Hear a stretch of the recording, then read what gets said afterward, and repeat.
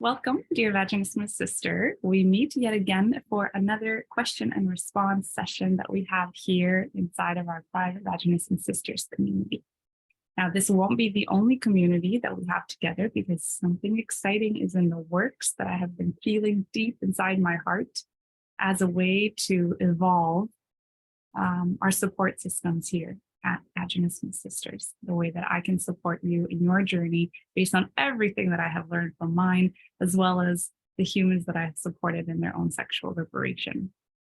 Now, question and response, right? Why do we call it Q&R? I have a deep belief that no one person has the answer for you.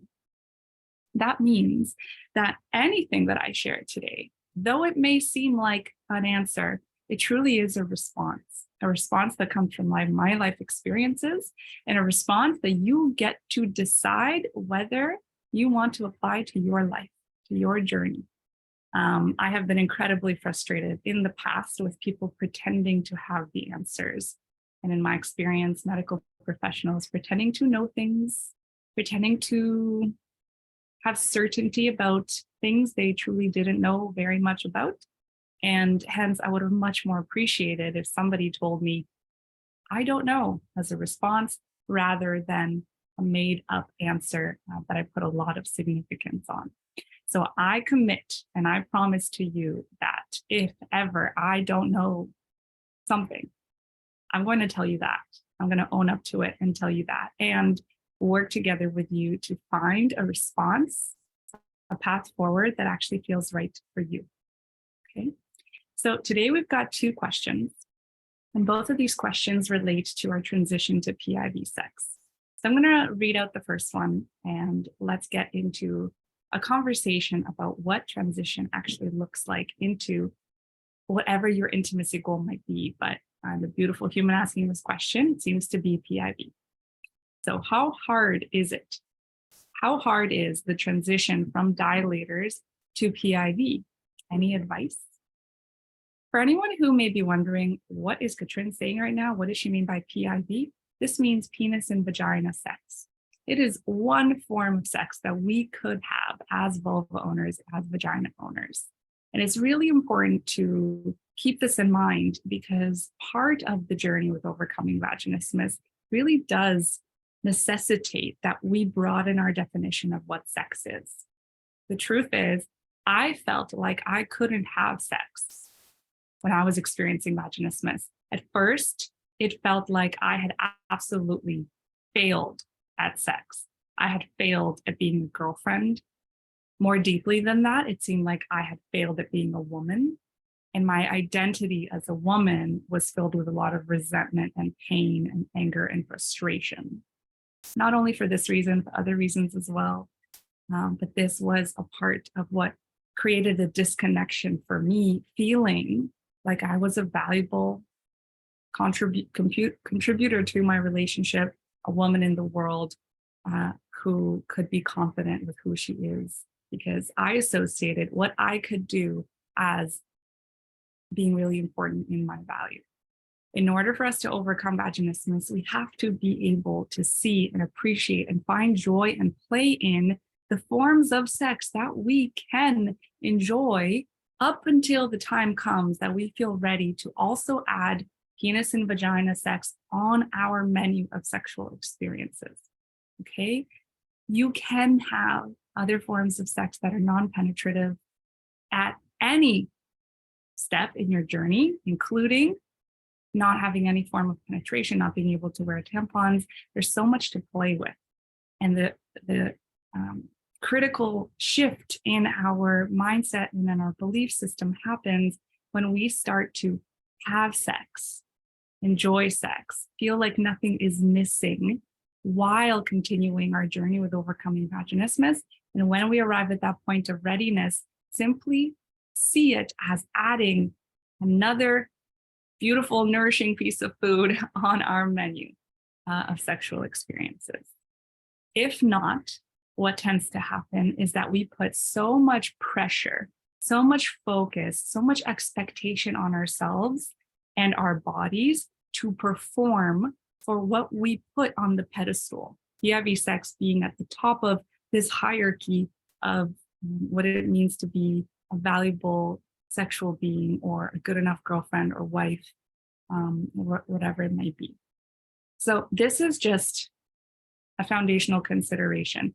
How much value are you placing on PIV sex right now? Do you feel alive in your eroticism, in your sexuality? And if not, what kinds of pieces of the puzzle can you bring into your life and into your journey with overcoming vaginismus so that PIV can feel less heavy and less burdensome as this like be all and end all goal? So the transition from dilating to PIV can be incredibly difficult.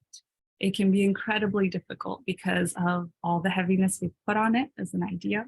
It could be incredibly difficult from a physical perspective, right? That's the most simple way to consider it. Very clearly, physically, we have had pain, excruciating pain. We have had tightness, we have had bracing, we have had anxiety related to PIV.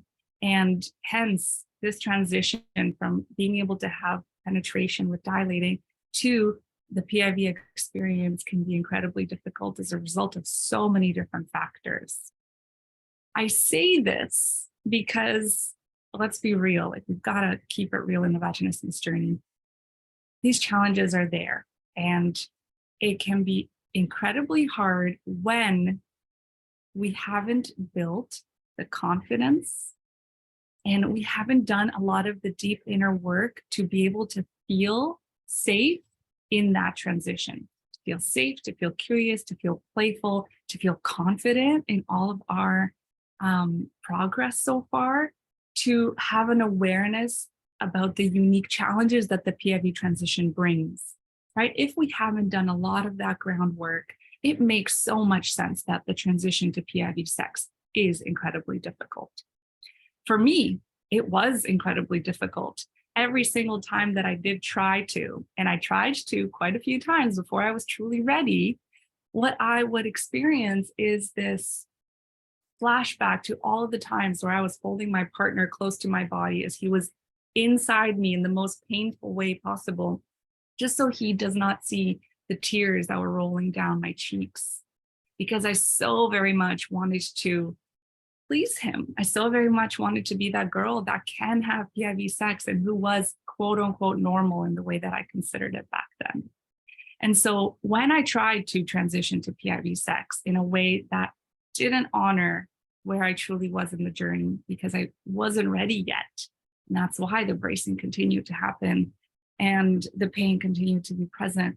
When I tried too soon, that transition was incredibly difficult and it wasn't fruitful. It wasn't successful. So really, it was extra disappointing because I thought I may be finally at the finish line, and I wasn't. But it doesn't have to be that way. Transitioning to PIV sex doesn't have to be. What was the word that you used? I feel like in your question is, it doesn't have to be hard, right? How hard is the transition from dilators to PIV?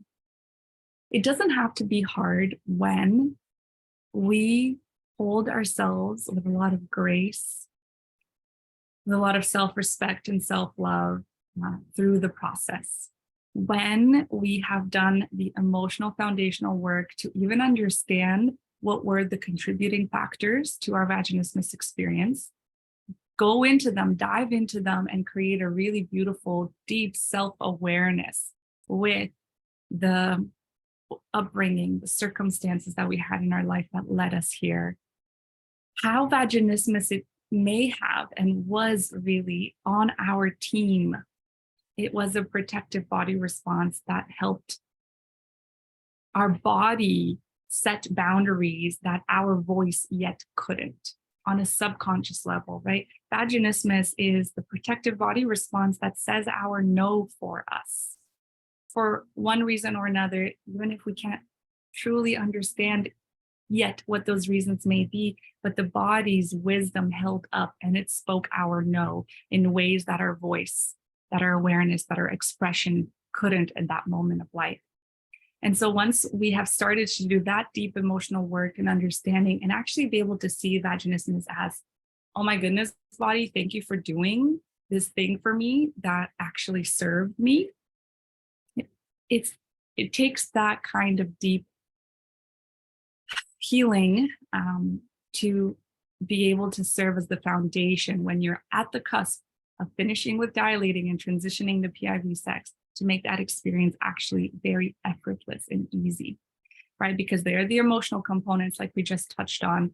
There are the erotic play components as well, starting to celebrate ourselves as sexual beings. Have you explored your erotic languages and been able to play in them and be fed in them? Have your nervous system and your body be fully fed and overflowing with pleasure in your authentic erotic languages? If you have, then transitioning to PIV sex becomes much more easier. And the reason I say that is just purely from the experiences that I have observed within myself. And after that, with how I've supported women in overcoming vaginismus, once we come to a place of celebration of our erotic selves and we truly know what our desires are, we know what our boundaries are, we're able to communicate playfully, easily in the bedroom, we can tease each other and have fun, and everything feels so effortless, and we're actually able to not be stuck in our head about it, and be able to process the shadows that each erotic language actually comes with. When we do that kind of work, I know that the transition to PIV sex becomes easier. Also, the physical components, right? Emotional, erotic, and then there are physical. Very often, the kinds of challenges that I see in the transition to PIV sex have to do in the physical realm with not enough awareness and control of our pelvic floor muscles.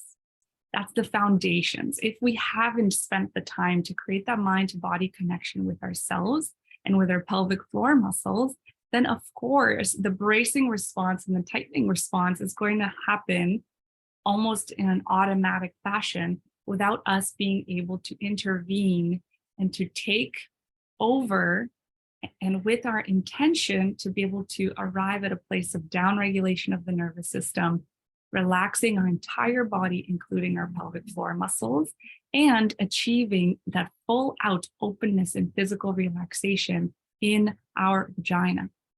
That's super important, right? So when we do that, and when we become a level of mastery with pelvic floor relaxation, we can actually catch ourselves real time when some of the fear and anxiety, and therefore the protective response, starts to bubble up and come online during that transition.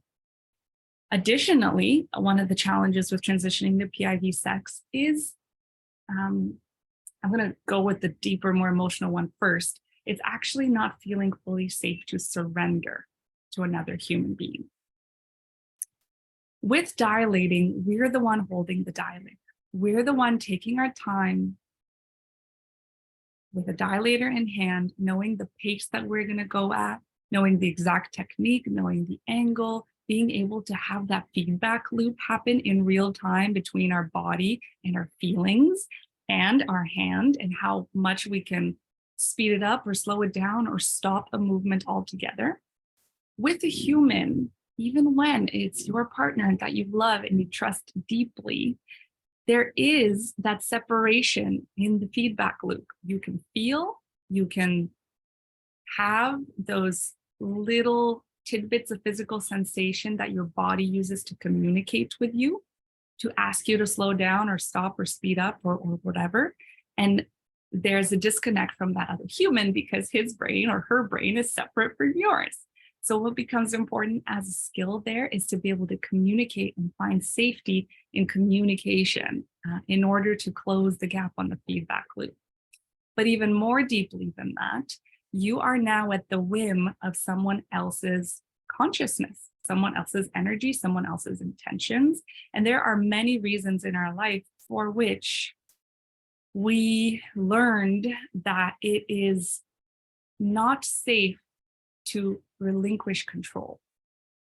In my childhood, you may have heard me speak about this before, there was a lot of chaos in my family, chaos that I felt like I didn't have a grasp on, that wasn't something that I could find safety in. And so what did I do? I dug my head in the books. I focused on school and extracurricular activities. I found safety in the things that I could have control over. And when we transition into PIV sex, what life asks of us is that we find safety in a surrender like never before. Let's admit it. Sex, and especially penetrative sex as an owner of a vagina, is the most vulnerable thing you could ever do in your entire existence. We literally invite and allow another human being inside of our body. So of course, we're going to face challenges with opening to that, with surrendering to that, with feeling at ease in that. Trigger warning here, I'm about to mention abuse and rape in particular. I'm going to wave my hand when I'm done, okay? In case you want to mute me. If you were in a situation where you were pinned down, you were abused, you were physically restrained and held down and manipulated and taken advantage of, a PIV sex experience, even though, being with another human, it doesn't matter. It's natural for those moments of trauma to come up, for memories to surface, to be processed. And hence, that loss of control is going to feel like you're about to die. And hence, the vaginismus protective body response is going to come online again as a survival mechanism. So it's up to us in those experiences that bring back previous past trauma, that we have the skills now to be able to downregulate our nervous system and find safety and relaxation again, knowing both consciously and subconsciously that we're safe. Okay, so that is an element. That is one of the challenges that is on a deep emotional level, is feeling safe to be able to surrender and to relinquish control. Now, another element that serves as a challenge often is the pure physical change in the form of what is penetrating us, right? Aside from us being the holder of the dilator, and now another human being is approaching us at their speed, at, something that seems a little bit more in the realm of the unknown. What is also in the realm of the unknown is the penis shape. So a dilator often is rounded or tapered at the top. A penis shape isn't. Naturally, the human body doesn't resemble a silicone dilator. And if you are like me, you may have had these subconscious fears and almost like a resistance and a disgust, if we're honest, of the male body. That was the case for me. And I felt, also because of our societal influences, which speak about like abuse and such on the news so much, that the male penis was a weapon of sorts. And other than that association to it, literally the head of the penis being different than what you're used to with the dilator can be reason enough to spook your body and your nervous system. There is a little bit of a difference with inserting it also because it's a little bit wider at the top, and then it kind of decreases a tiny bit with how the head and the shaft come together. So that is a challenge. But if you have done emotional healing work, there are many different techniques that I teach. One of them comes from the Tibetan tradition, literally around specific events or circumstances or people, and finding a place of like letting go and forgiveness around that, whether it was for another human or for ourselves. If you had done that work, you may not see as much resistance and challenges at this stage. There may also be a lot to be done around finding safety, trust, and just relaxation around men in general, especially if you had a masculine figure in your life be a source of fear for you. What else do I want to mention on this? You asked for any tips, and really the tips here are to include one new element at a time. I believe I've mentioned this in a previous Q&R about dilating and starting to include partner dilating in the process. I invite you to include your partner first in the process, and that may mean that they are simply sitting in a nearby room as you dilate. Can you find safety in your body with that? Can you notice within yourself, okay, yeah, I can do that. I'm breathing just as deeply. Dilating went just as well. Let's move on to the next step. You invite your partner inside the room, and they're, in this case, in the corner, maybe reading a book, right? And they're not really allowed to look. They're supposed to focus on the book, and you trust that they will. Can you have a very successful, pleasant experience of dilating with that being the environment in which you dilate? And I say pleasant because sexual arousal needs to be part of a dilating experience. I'm not going to get into that right now because I can speak about it for hours, but that's very important, that the way that we mimic practicing for pleasurable penetrative sex is also pleasurable, that we don't take the pleasure out of the equation. After that, your partner may put the book down, and now the idea is, can I be witnessed in my dilating? Can his or her eyes be on me? And I feel just as safe doing what I was doing. Then you've got them sitting beside you, maybe a hand on your body. You transition into them holding the dilator as you guide them in a lot of detail. Then you transition that they hold the dilator, and maybe there's a little bit less communication, just so it doesn't feel so entrenched in like guidance and step-by-step process. You include play in that. You go up in dilator sizes. Wherever you choose to start with a partner is perfect. You trust yourself at what size you start with, but maybe then you graduate sizes with that partner, and you find that safety and surrender as a result of the dilating journey, not throwing yourself into the experience of PIV sex right away, expecting yourself to be surrendered enough and safe enough just because you had all of this dilating practice solo under your belt. We've got to create a transition that allows for our body to adjust. Okay, super, super, super important. It's also beautiful to play around with different positions as you practice PIV sex. And on my Love Diary blog, I have a blog that's called Transitioning to PIV Sex, the positions to try and what the cons and pros of each one might be. I always invite you to transition to PIV sex in a similar position of dilating that you yourself already practiced, so that you could be, again, not changing too much, not giving your body too much new information to now have to process and deal with. But there are some positions that work better than others for most people that I have supported or heard from in their stories. And that brings me to our second question on the same topic. And that is, why do I tighten up when trying PIV whilst on top? I feel myself clenching. Any advice, please? Yeah, this is very common. If you are trying PIV while on top, I want you to know that it's incredibly normal for you to find yourself clenching. And the reason is purely from a physiological perspective, that when we're on top, often our weight is either on our knees or mostly taken on by our hamstrings. We're essentially holding our body weight up on top of our partner and allowing ourselves to come down on top. And since you're experiencing and trying PIV, your partner is a penis owner, right? So you are trying to insert yourself on top while holding your weight. And what happens when we do hold our weight up? We tighten. Our muscles are working. Our leg muscles are connected to our pelvic floor muscles. So if our leg muscles are working, our pelvic floor is also simply tightening in order to hold us up. This doesn't necessarily mean that you're not ready for PIV.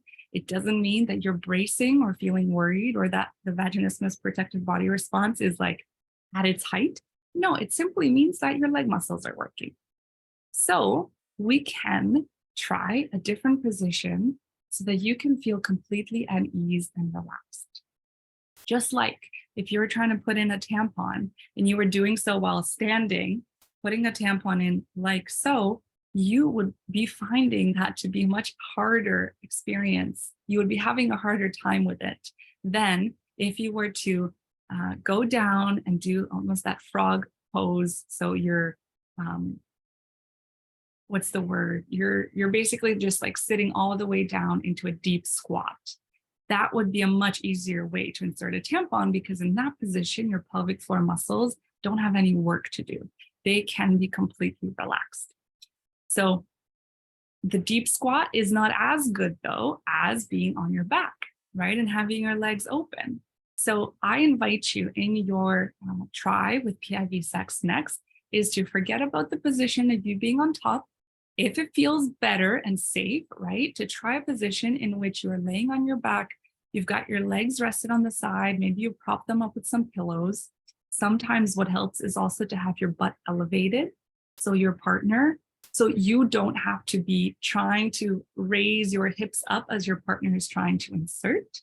And that very likely is going to work better for you as a transition position and as a first position in transitioning with PIV sex. Now, this doesn't mean that you're never going to be able to be on top and be just as relaxed to have pleasurable penetrative experiences. You absolutely can. But speaking from experience, this was harder for me at the start.